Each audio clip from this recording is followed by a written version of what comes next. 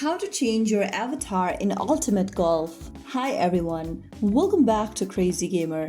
Your avatar is your in-game identity in Ultimate Golf. It's how friends see you. So if you want to update that, let's go ahead and do it step by step. Launch open Ultimate Golf application on your device. Once you're in the home page, go to the top center of the screen and tap on your current avatar. Now, go ahead and choose Change Name and Image option at the top and then click on Profile Image option. Tap the Change button right next to Profile Image and select your profile avatar from the top of the screen, and once you select it, click on Save.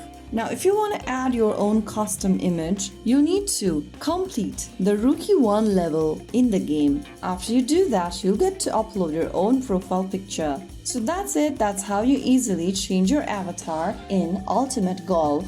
If you found the video helpful, don't forget to like, share, and subscribe to our channel. I will be back again in the next video. Thank you for watching.